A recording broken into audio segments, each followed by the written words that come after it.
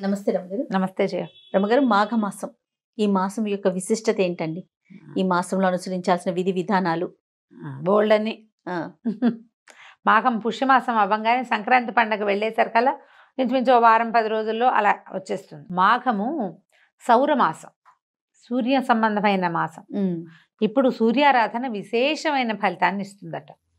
మాఘంలో వచ్చేటువంటి ఆదివారాలు, మాఘంలో వచ్చే సప్తమి, మాఘంలో వచ్చే రేపు చతుర్దశి, ఇది మన మహాశివరాత్రి కూడా విశేషంగా చెప్పుకుంటాం. మాఘంలోనే భీష్మ ఏకాదశి వస్తుంది. పర్వదినాలు అత్యద్భుతమైనవి ఉన్నాయి. ఈ మాఘంలో ఏంటంటే కార్తీకంలో చేసినట్టుగానే మాఘంలో కూడా ఏమన్నా పొద్దున్నే స్నానం చేయాలి. కార్తీక స్నానం సూర్యోదయాత్ పూర్వం. అవును, ఇది సూర్యోదయం అవగానే చేయటం. మాఘం అంతా మనం సూర్య దర్శనం చేస్తే విశేషమైన ఆరోగ్యం లభిస్తుంది. మాఘ పురాణం కూడా చాలా బాగుంటుంది. మాఘ పురాణము బాగుంటుంది, చేసాం కదా. మాఘ పురాణం వినడం కూడా మంచి విశేషమైన ఫలితాన్ని ఇస్తుంది. ఇప్పుడు ఏంటంటే సూర్యుడు నిన్నటి నుంచి, మనం ఎప్పటి నుంచి, మకర సంక్రమణం నుంచి కొంచెం భూమికి దగ్గరగా వస్తాడు. దగ్గరగా రావటం, ఉత్తరం వైపుకి వాలి మనకి ఉదయించటము, తేజరిల్లటం, సౌరశక్తి పెరగటం మొదలు పెడుతుంది అనమాట. భూమికి కొంచెం దగ్గరగా వస్తాడు. ఇలాంటప్పుడు గనక మనం సూర్యారాధన చేస్తే ఆరోగ్యానికి మంచిది, ప్రకృతికి మేలు చేసే ఆరాధన ఏంటంటే సూర్యారాధన.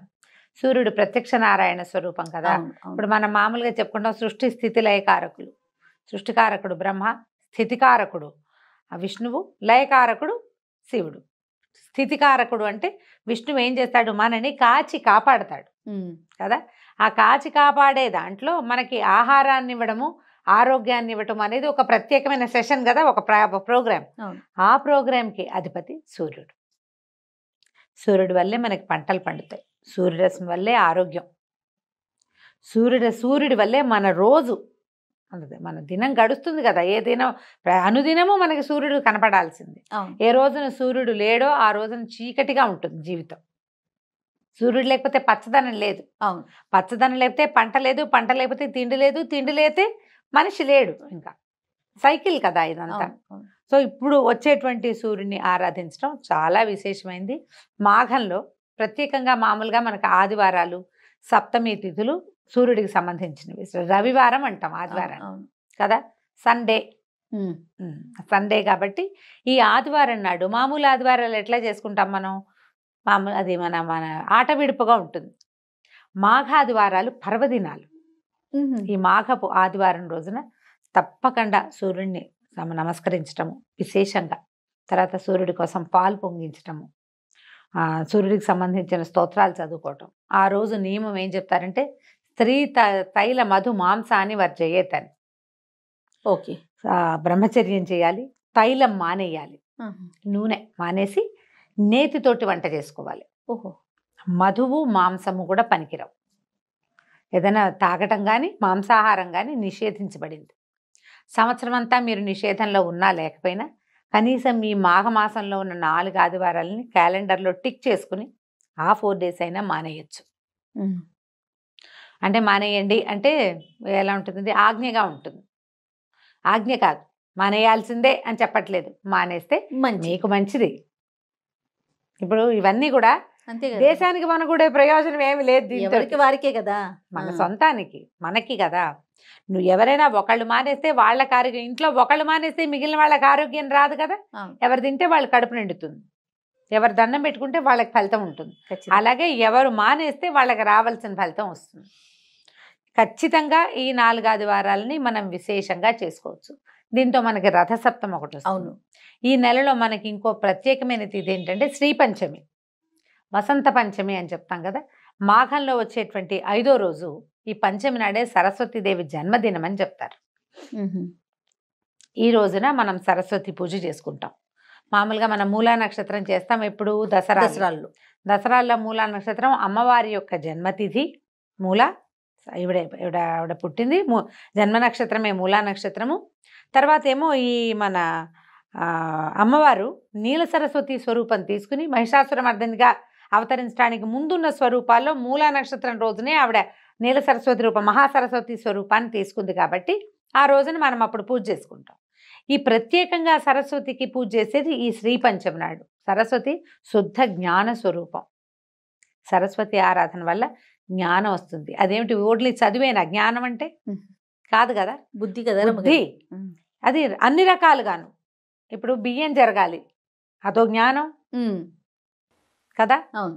అవి ఎక్కడి నుంచైనా ఏదైనా ఒక ఊరు ప్రయాణం చేయాలంటే దానికి కావాల్సిన వివరాలన్నీ తెలుసుకోవాలి, వివరాలన్నీ గుర్తు పెట్టుకోవాలి. అవన్నీ జ్ఞానానికి సంబంధించిన విషయాలు. అవును.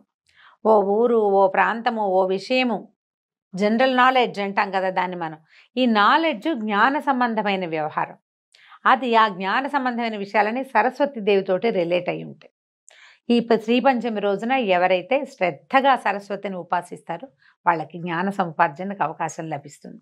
అందుకని విద్యాభ్యాసాలు అవి చేసేటప్పుడు ఈ మన పిల్లలకి అక్షరాభ్యాసం చేయించాలంటే మూల నక్షత్రం నాడు కుదిరితే కుదిరింది, లేకపోతే ప్రధానంగా ఈ సరస్వతి పూజ రోజున శ్రీ పంచమి నాడు చేయిస్తాం. అవును. ప్రఖ్యాతమైన సరస్వతి ఆలయాలు మనకి చాలా ఉన్నాయి. మాఘంలో కిటకిటలాడుతూ ఉంటాయి అవి. అమ్మవారు ఈరోజు జన్మించింది అని చెప్తారు శ్రీ పంచమి నాడు. సో ఆమె జన్మతిథి కాబట్టి తప్పకుండా ఈరోజు పిల్లలతోటి ఏదైనా సరస్వతికి సంబంధించిన ఒక శ్లోకం చెప్పించి ఇంట్లో అవకాశం ఉంటే సరస్వతి దేవి పటం ఒకటి పెట్టుకోవటం. ఒక చిన్న కలశం, మామూలుగా కొబ్బరికాయ చెంబులో నీళ్లు కానీ బియ్యం కానీ పోసి కొబ్బరికాయని పెట్టుకుంటాం కదా. అవును. సరస్వతి దేవిని అందులో ఆవాహన చేసి షోడశోపచారాలు చేసి పూజ చేసుకోవచ్చు. అంత పెద్ద పూజ నా వల్ల కాదండి, మా ఇంట్లో అలవాటు లేదంటే సరస్వతి దేవి పటం ఒకటి ఉంచుకోండి ఇంట్లో, పిల్లలతో దండం పెట్టించండి, మీరు దండం పెట్టుకోండి. మనకు కూడా జ్ఞానం ఉండాలి. జ్ఞానానికి సంబంధించిందే జ్ఞాపక శక్తి కూడా. రేపొద్దున పెద్ద అయ్యాక మనకి ఏ డిమెన్షియావో అల్జైమర్స్ రాకుండా ఉండాలంటే ఏదైనా మనకి జ్ఞాన సంబంధమైన దేవత పూజ చేసుకుంటే కదా ఆమె గురించిన శ్లోకాలు, స్తోత్రాలు, సరస్వతి స్తవము బోళ్ళని దొరుకుతాయి. మామూలుగా మనం చెప్పించుకునే సరస్వతి నమస్తుభ్యం ఎలాగూ ఉంది. ఏదైనా ఒకటి చక్కగా చదువుకుని అమ్మవారికి దండం పెట్టుకోవటం, శ్రీకారాలు పుస్తకాల్లో శ్రీకారం రాసుకోవటం, ఆ రోజు ఖచ్చితంగా పిల్లల్ని కాసేపు చదివించటం, తప్పకుండా ఏదైనా దేవాలయానికి తీసుకెళ్ళటం. సరస్వతి ఆలయానికి వెళ్ళగలిగితే జనం అంతా అక్కడికే చేరుతారు. మనం ఇంట్లోనే ఓం ఓం అని పూజ చేసుకున్నా సరిపోతుంది. ఈ మాఘంలో చేసేటువంటి ఈ ప్రత్యేక సరస్వతి పూజ కూడా మనకి విశేషమైన ఫలితాన్ని ఇస్తుంది.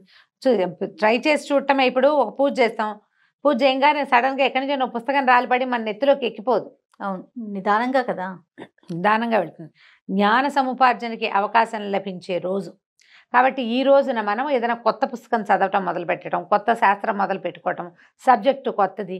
ఈ రోజునే మనం ట్యూషన్స్ కానీ ఎక్కడికైనా పంపించదలుచుకున్నాం అనుకో, సంగీతం పాఠానికి, నాట్యం డ్యాన్స్ క్లాసులకి ఫస్ట్ స్టార్ట్ చేస్తాం. అది ముహూర్తానికి ఇంకా వాళ్ళ నక్షత్రము అవి చూసుకోకర్లా. శ్రీ పంచమి నాడు కొత్త పాఠం మొదలు పెట్టేసుకోవచ్చు. శాస్త్ర విద్య ఏదైనా లాంగ్వేజ్ నేర్చుకోదలుచుకున్న వాళ్ళు కూడా ఈ రోజున ఇక ముహూర్త నియమం లేకుండా చేసేసుకోవచ్చు. మాఘమాసం ప్రధానంగా సూర్యుడు. ఈ నెల రోజులు సూర్యోదయం అవగానే సూర్యుడిని చూసే ప్రయత్నం చేయండి. మీరు క్యాలెండర్లో గుర్తుపెట్టుకోండి. తర్వాత నెల మాఘం తర్వాత ఫాల్గుణ మాసం వచ్చేసరికి సూర్యుడు చొరచొరలాడడం మొదలు పెట్టేస్తాడు. అవును, ఫాల్గుణంలో చూడలేకపోతాం, మాఘంలో చూడగలుగుతాం. సన్ గేజింగ్ అని ఒక ప్రత్యేకమైన ప్రక్రియ ఉంది. ఇదేంటంటే సూర్యోదయం కాగానే గడ్డిలో కానీ మట్టిలో కానీ నిలబడి సూర్యుడిని అలాగే చూడడం. ఓహో, ఆ ఉదయ బింబాన్ని చూడాలి. ఎండకే చూడలేపు, కళ్ళు పోతాయి. ఉదయ బింబమే ఎంత మంచిదో కంటికి ఒంటికి కూడా. చాలా సమస్యలు తీరుతాయట. అంతసేపు చూడకపోయినా సూర్యుడికి లేచి స్నానం చేసేసి దండం పెట్టుకోవాలి. ఆ ప్రయత్నం చేయండి, కుదిరిన వాళ్ళు చేయండి. అంతే. పిల్లలు పొద్దున్నే లేచి చదువుకునే పిల్లలు ఉంటే వాళ్ళతోటి సూర్యబింబానికి ఒక నమస్కారం చేయించండి. ఆ సూర్యకిరణాన్ని ఆస్వాదిస్తే మీకు ఏంటంటే స్కిన్ ప్రాబ్లమ్స్ తగ్గిపోతాయి, బ్రెయిన్ షార్ప్ అవుతుంది. అసలు ఆరోగ్యం భాస్కరాదిచ్చేదన్నారు. ఒకవేళ మీరు స్నానం చేసేసి తయారుగా ఉంటే చక్కగా సూర్యబింబానికి ఎదురుకుండా నిలబడి ఆదిత్య హృదయం చదువుకోండి. దానివల్ల కూడా ఎంతో మంచి ఫలితం లభిస్తుంది. తప్పకుండా ఇన్ని ఫలితాలు ఇచ్చే మాఘమాసాన్ని ఆరోగ్యాన్ని ఇచ్చే మాసంగా ఎవరి కావాల్సిన పద్ధతిలో వాళ్ళు మార్చుకుంటే మంచిది. తప్పకుండా. నమస్తే. నమస్తే జయ.